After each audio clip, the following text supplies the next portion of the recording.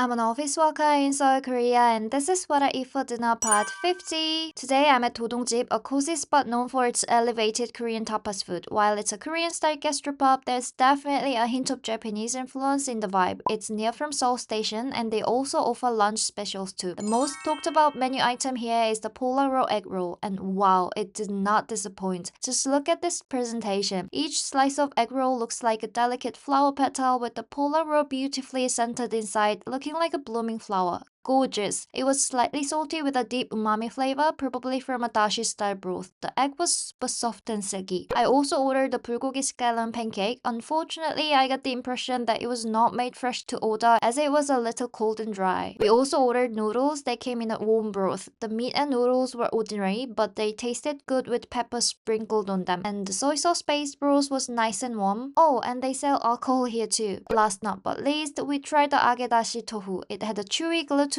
rice batter and came soaked in a soy-based sauce that had a unique twist. Definitely an interesting flavor. All of that came out to 23,000 Korean won per person. Let me know where I should go next. Bye! I'm an office worker in Seoul, Korea, and this is what I eat for lunch part 51. Today I'm at Gossine Gochujang in Chungmo-ro for a bowl of gochujang찌개. I mean, when the restaurant is literally named after the dish, you know they are confident in what they serve. This place offers a super affordable lunch specials. Gochujang찌개 is not as commonly found as kimchi-jjigae or 된장찌개, but I honestly love it just as much. It's totally underrated. The lunch set comes with a fried egg and a bowl of rice. Gochujang찌개 is a stew based on gochujang, Korean chili paste filled with various ingredients like pork, zucchini, tofu, and more. And they didn't skim on the pork, so there was generous amount of in each spoonful. The large pieces of tofu enhance the flavor, and the essential zucchini and potatoes for gochujang찌개 were included in big chunks. It looks super spicy due to the color, but it's milder than kimchi-jjigae. You get more of that deep, savory gochujang flavor that's full of umami. Considering how pricey lunch has gotten in Korea lately, with most meals costing over 10,000 Korean won, it was shocking how filling and satisfying this was for just 7,900 Korean won. I think this is the cheapest stew I've introduced so far. Let me know where I should go next. Bye! I'm an office worker in Seoul, Korea, and this is what I eat for lunch part 52. Today I'm at 501, a casual Korean dining spot in Myeongdong. It also operates as a pub at night, so the food is delicious. It gets pretty busy during lunch. The side dishes were simple and neat, and you can get free refills. Each main dish comes with rice and seaweed soup as well. We started with a pumpkin potato and shrimp pancakes to share. It was crispy but completely unsalted, so it was best eaten dipped in a soy sauce. Since just having the pancake seemed insufficient, we also ordered stir-fried octopus, which is perfect as a drinking snack. It was delicious, mixed with the thin noodles in a spicy sweet sauce. The octopus pieces were generously sized and pleasantly chewy. My colleague ordered the beef short ribs. Look how massive those are. I went for the spicy braised pork ribs. It was spicier than I expected, but the sauce was addictively sweet and spicy. There were several large chunks of pork ribs, all full of the bone tender. The meat had been simmered for a long time, so it was not tough at all. And even a couple of chewy rice cakes. Also, the red sauce had a real kick to it. Mixing it with rice at the end, total game changer. Not a single grain left behind. The total came to 28,000 Korean won per person. Let me know where I should go next. Bye!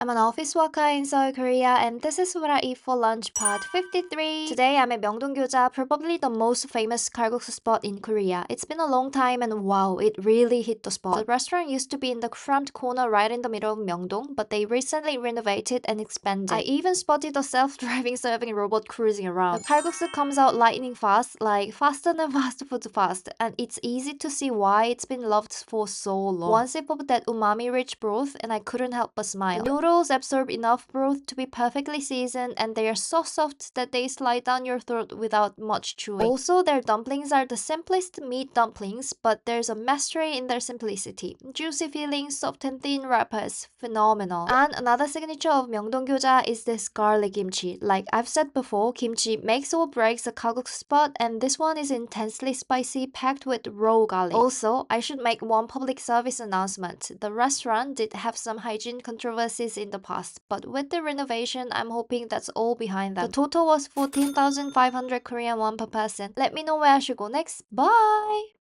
I'm an office worker in Seoul, Korea, and this is what I eat for lunch, part 54. Today I'm at Eulmildae, a well-known spot for Pyongyang-style cold noodles. Well, Pyongyang have such a bland, subtle taste that Koreans are strongly divided about whether they like it or not. Personally, Eulmildae is one of my favorites. They serve a warm broth made from beef stock, very lightly seasoned. The banchan, on the other hand, is pretty salty, probably to balance out the subtle flavor of the noodles. The noodles are made with buckwheat, so they have that slightly crumbly break-apart texture. And the broth? Super mild. There's actually a meme in Korea comparing this kind of broth to malt water or saying it tastes like a cow just dipped its foot in and left. But if you keep eating, that quiet beefy flavor starts to come through. If you're used to bold or spicy flavors, this might take a few tries to really appreciate. But once you're hooked, there's no going back. Eulmildae also served their broth icy cold with slushy bits, so refreshing and clean. We also ordered Gochujang, a mung bean pancake with plenty of meat. It was crispy, nutty, and had a great bite to it. For the first time, I tried their hwaennaengmyeon, cold noodles with raw fish, and despite looking spicy, it was not at all. In true Pyongyang style, the seasoning was subtle and I loved it. The total came out to 24,500 Korean won per person. Let me know where I should go next. Bye!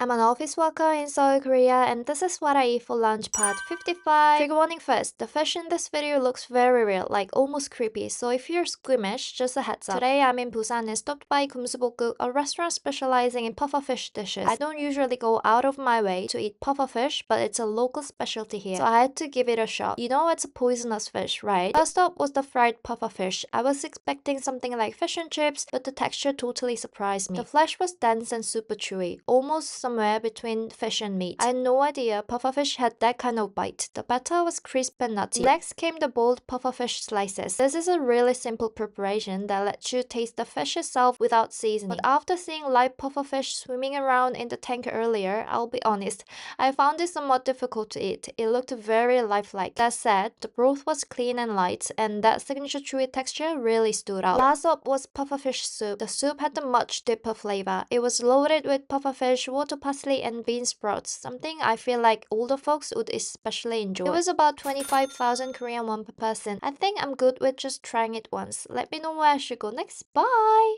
I'm an office worker in Seoul, Korea, and this is what I eat for dinner, part 56. Today I'm at OHOI, a great value beef restaurant in Busan. We ate so much and everything was genuinely delicious, so I definitely recommend this spot. Even the little banchan were great. They served cute scoops of herring roll, polak roll, and wasabi, arranged like a traffic light. One of the best parts, the staff grills everything for you. You just sit back and eat. I started with sirloin. Sirloin can sometimes be a bit tough, but this one practically melted in my mouth. It was thick, but somehow just vanished the second I bit into it. Like, where did it go? Next, we ordered yukigimbap wrapped in gamte seaweed. The rice was seasoned perfectly, the beef was tender, and the seaweed tied it all together beautifully. We also had strip loin, and wow, if the sirloin melted like snow, this one just slid straight down to my throat. My chopsticks didn't get a moment to rest. We also had some grilled zucchini too. And of course, no Korean barbecue is complete without a stew to finish. We ordered a doenjang ramen and a doenjang-jjigae. Both were the perfect way to wrap up the meal. 4 of us ate 6 servings of beef, yukigimbap, and a couple of stews, and the total came out to just 75,000 Korean won per person. Would you agree that's good value? Let me know where I should go next. Bye! I'm an office worker in Seoul, Korea, and this is what I eat for lunch, part 57. Today I'm at the 더펄그릴도하, a Middle Eastern restaurant in Myeongdong that specializes in hummus and lamb. Just look at the hummus spread, so pretty. As you might expect from the price point, the interior was sleek and upscale. It felt perfect for a fancy dinner too, not just lunch. First up was the hummus. Have I ever told you that I'm such a hummus freak? I even make it at home sometimes, and this one totally legit. Scoop it up with the warm pita bread and it was delicious. Then came the marinated lamb shoulder rack. Compared to beef or pork, lamb is not super common in Korea, and if it's not cooked well, it can have a strong smell. But this one was grilled perfectly, juicy, tender, and not tough or not smelly. The seasoning was spot on too. I seriously wanted to ask them how they cooked it. We also got a few pasta dishes as side, but note that you can't order pasta by itself here. The truffle mushroom and basil pesto pastas were both surprisingly great, comparable to specialized pasta restaurants. Having premium Middle Eastern food for lunch felt like such a treat. Beautiful space, delicious food, and not a single miss on the table. Today's lunch was treated by someone else. Let me know where I should go next. Bye! I'm an office worker in Seoul, Korea, and this is what I eat for lunch part 58. Today I'm at Leejaemo Pizza in Busan, currently the hottest pizza spot in Korea. It's basically a must visit on any Busan trip now. I was super curious what the hype was about, so I ordered their signature Leejaemo Pizza. It looked like a classic combo pizza at first, but I understood its fame once I tasted cheese. The mozzarella was so fresh, creamy, and stretchy, you could really taste the quality. All the toppings felt super fresh too, and having it fresh out of the oven in the restaurant made a big difference. The real kick was this cheese crust. The dough was already light and flavorful, but the cheese in the crust was on another level. It seriously tastes like it came straight from a dairy farm. Mild, milky, and super satisfying to pull apart. And here's the curveball. They also have a kimchi fried rice on the menu. I know, at a pizza place, but apparently it's a thing. And yup, it was actually really good. Not mind-blowing, but weirdly addictive. I kept going back for more. Honestly, would I come to Busan just for this? Probably not. But I loved how it felt simple, honest, and made with top-notch ingredients. Both dishes were solid, and total came out to 11,000 Korean won per person. Let me know where I should go next. Bye! I'm an office worker in Seoul, Korea, and this is what I eat for dinner part 59. Today I'm at 개고기집 in Mapo to eat charcoal grilled 닭갈비. Quick heads up, the name sounds exactly like the Korean word for dog meat, 개고기, so be careful when saying it to avoid any misunderstandings. When thinking of 닭갈비, they usually picture the stir-fried version on a big round pan. But this charcoal grilled chicken is also a special delicacy. I ordered one serving of each of the salted and spicy seasoned versions. The chicken is grilled right over hot charcoal, so it's so good. They use thigh meat, so it's super tender and not tough at all. The little side dishes and the sauces also made it extra fun to eat. Since it's called galbi, ribs, of course there were bones too. The meat comes partially grilled, but you will want to make sure it's fully cooked on the grill. The salted chicken had this deep savory flavor that soaked into the meat so well. Especially when the skin got crispy, it brought out the rich umami flavor unique to the chicken. The spicy marinated version had a slightly spicy gochujang glaze that caramelized beautifully on the grill. So flavorful. Personally, I like the marinated one than the salted. Dipping it into the mayo sauce took it to a perfect combination. The total came out to 17,000 Korean won per person. Let me know where I should go next. Bye!